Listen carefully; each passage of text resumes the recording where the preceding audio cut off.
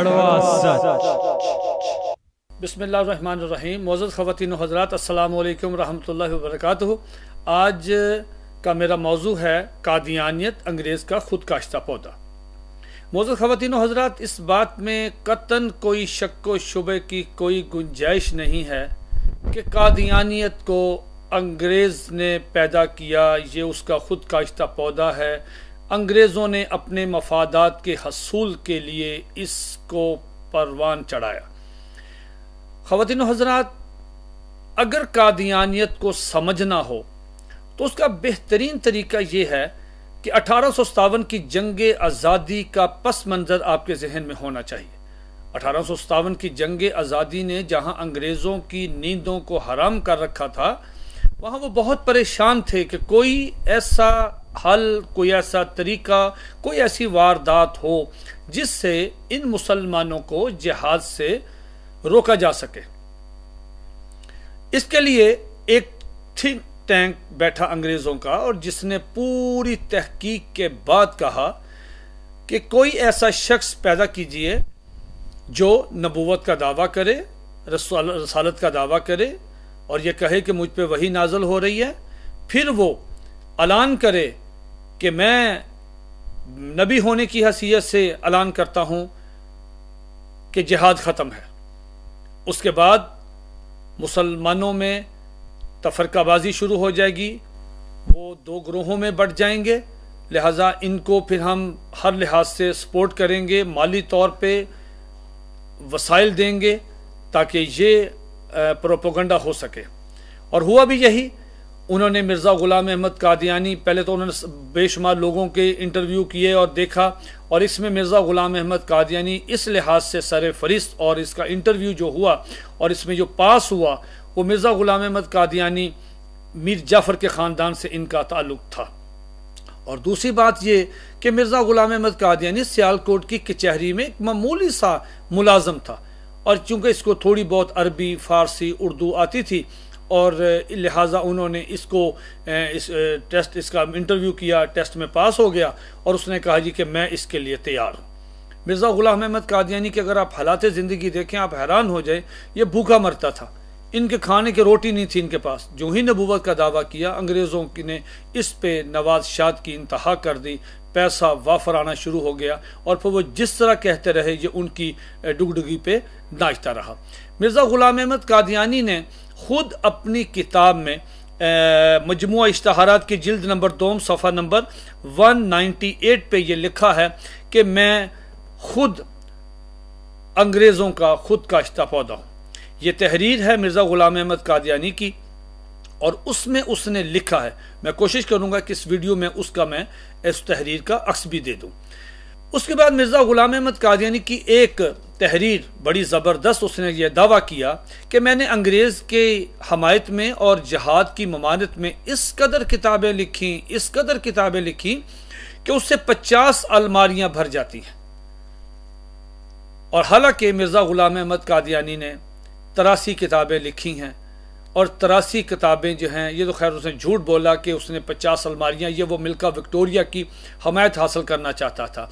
मिर्ज़ा ग़ुलाम अहमद कादियानी की 83 किताबें हैं। आप मेरी बात सुनकर हैरान होंगे कि इन 83 किताबों में अंग्रेज़ों की चापलूसी, उनकी टीसी और ज़िल्लत अमेज़ तरीके पर जो आदमी, एक घटिया तरीन आदमी जो है, वो इस तरह की चापलूसी नहीं करता जो मिर्ज़ा ग़ुलाम अहमद कादियानी ने अंग्रेज़ों की है। मिर्ज़ा ग़ुलाम अहमद कादियानी ने अपनी किताब अज़ाल वहाँ में लिखा कि हम पर और हमारी औलाद पे फ़र्ज़ हो गया है कि गवर्नमेंट बरतानिया के हमेशा के लिए शुक्रगुजार रहे। उसके बाद मिर्ज़ा ग़ुलाम अहमद कादियानी ने कहा कि मैंने अल्लाह ताला से अहद किया है कि मैं जब तक जिंदा रहूंगा और जो भी किताब लिखूंगा, उस किताब में मैं अंग्रेज़ों के फ़ज़ाइल ज़रूर बयान करूंगा। ये बात उन्होंने नूरुल हक रूहानी ख़ज़ाइन जिल्द नंबर 8 और सफ़ा 34 और 39 तक ये है, उसमें ये बात लिखी है। फिर मिर्ज़ा ग़ुलाम अहमद कादियानी ने ये अपनी किताब में लिखा कि सल्तनत बरतानिया जो है ये अल्लाह ताला की एक रहमत है और नेमत है जो हमें नसीब हुई है। फिर मिर्ज़ा ग़ुलाम अहमद कादियानी ने अपनी किताब में लिखा कि वो मुसलमान नादान हैं, नालायक हैं, और बल्कि यहाँ तक लिखा कि वो हरामी हैं जो अंग्रेज़ों के ख़िलाफ़ जिहाद करते हैं। फिर मिर्ज़ा ग़ुलाम अहमद कादियानी ने मलका विक्टोरिया को ख़त लिखते हुए कहा कि मुझे जो सुकून अंग्रेज़ों की सरपरस्ती में हासिल है, अंग्रेज़ की रियाया में मुझे जो सुकून मुयस्सर है, मुझे वो सुकून ना मक्का में मिल सकता है और ना मदीना तैयबा में मुझे सुकून मिल सकता है। और ये बात उसने लिखी है तरियाकुल कुलूब रूहानी ख़ज़ाइन की जिल्द नंबर 15 और सफ़ा नंबर 156 पे। उसके बाद मिर्ज़ा ग़ुलाम अहमद कादियानी ने कई जगह पे ये बात लिखी है कि फिर कहा कि जो लोग अंग्रेज़ों के ख़िलाफ़ जिहाद करते हैं, मैं समझता हूँ, यानी मिर्ज़ा कहता है कि वो आदमी ना सिर्फ हरामी बल्कि बदकार आदमी है जो अंग्रेज़ों के ख़िलाफ़ जिहाद करता है। उसके बाद मिर्ज़ा ग़ुलाम अहमद कादियानी ने अशार लिखे कि अब छोड़ दो जहाद का ए दोस्तों ख्याल, दीन के लिए हराम है अब जंग और किताल, अब आ गया मसीह जो दीन का इमाम है, दीन के लिए तमाम जंगों का अब इख्तिताम है, दुश्मन है वो खुदा का जो करता है अब जिहाद, मुनकर नबी का है जो ये रखता है एतकाद।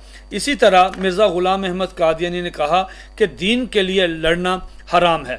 मिर्ज़ा ग़ुलाम अहमद कादियानी का एक इश्तहार जो उसकी किताब मजमुआ इश्तहारा जिल्द 2 सफ़ा नंबर 401 पे है, वहाँ मिर्ज़ा ग़ुलाम अहमद कादियानी ने लिखा है कि सो आज से दीन के लिए लड़ना हराम किया गया है।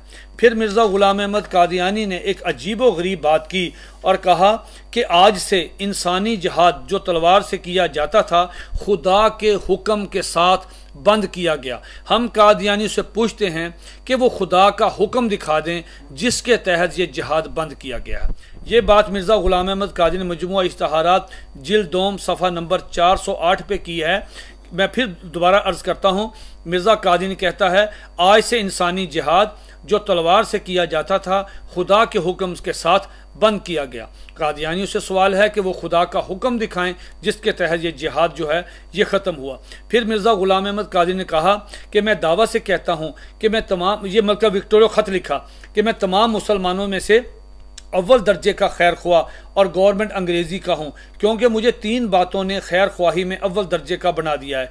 नंबर 1 वालिद के असर ने, नंबर 2 गवर्नमेंट अंग्रेज़िया के एहसानों ने, और नंबर 3 खुदा ताला के इल्हाम ने, यानी खुदा ने इल्हाम किया है कि ए मिर्ज़ा तूने हमेशा हमेशा अंग्रेज़ों की अताअत करनी है। सवाल ये पैदा होता है कि कादियानी इस बात से इनकारी करते हैं। मेरे सामने मिर्ज़ा ग़ुलाम अहमद कादियानी की ये रूहानी ख़ज़ाइन जिल्द नंबर इसकी 15 नंबर जिल्द जो है, इसमें मिर्ज़ा ग़ुलाम अहमद कादियानी ने मलका विक्टोरिया को एक ख़त लिखा सतारा कैसरिया। मिर्ज़ा ग़ुलाम अहमद कादियानी का दावा है कि वो नबी है, रसूल है, नौज़ बिल्ला वो कहता है मुझ पे इल्हाम होता है, वही उतरती है, नौज़ बिल्ला वो कहता है कि उस पे कुरान मजीद दोबारा नाज़िल हुआ। ये दावों के साथ मिर्ज़ा कादियानी ने सतारा कैसरा के नाम से, ये कादियानी की इन वेबसाइट पे ये किताब मौजूद है, सतारा कैसरिया। आप हैरान होंगे मेरी इस बात सुनकर कि ये सतारा कैसरिया मिर्ज़ा ग़ुलाम अहमद कादियानी ने मलका विक्टोरिया को ख़त लिखा। मैं अल्लाह की कसम खा के आपसे कहता हूँ कि कोई शरीफ आदमी इस ख़त को नहीं पढ़ सकता। मिर्ज़ा ग़ुलाम अहमद कादियानी ने इस खत में इस कदर चापलूसी, इस कदर घटियापन का मुजाहरा किया है। वो नबी तो बड़ी दूर की बात है, एक शरीफ आदमी भी इस तरह किसी काफरा औरत की भीख नहीं मांगता, उसकी टीसी नहीं करता, उसकी चापलूसी नहीं करता। मिर्ज़ा ग़ुलाम अहमद कादियानी ने उसमें बेशुमार अलकाबात और यहाँ तक कहा कि ऐ मलका तू ज़मीन का नूर है और मैं आसमानों का नूर है, और तेरे नूर की इस कदर कशिश थी कि तूने मुझे ऊपर से नीचे खींच लिया। इस तरह की और बेशुमार अंग्रेज़ों, जिस तरह अंग्रेज़ों के चेहरे ज़मीन पे गोरे हैं, या अल्लाह क़यामत वाले दिन भी इनके चेहरों में बरकत और चमक और इनमें रौनक नसीब फरमा। इस तरह की चापलूसियाँ महज और महज इसलिए कि उसे मफादात मिलें और उसे पैसे मिलें, और यही कादियानी जमात का मकसद है। कादियानी कादियानियत को समझने के लिए ज़रूरी है कि वो मिर्ज़ा ग़ुलाम अहमद कादियानी की वो तमाम तहरीरें जो उसने अंग्रेज़ की हमायत और जिहाद की ममानियत के बारे में लिखी हैं उनको ज़रूर पढ़ना चाहिए। और एक आम गैर जानबदार आदमी इन सब तहरीरों को पढ़ने के बाद इस नतीजे पे पहुंचता है कि मिर्ज़ा ग़ुलाम अहमद कादियानी अंग्रेज़ों का खुद काश्ता पौधा था, उनका टाउट था और उन्होंने इसे अपने मकासद के लिए पैदा किया था। अल्लाह ताला हमें इस फितना से हमेशा महफूज रखे। वमा अलैना इल्लल बलागुल मुबीन।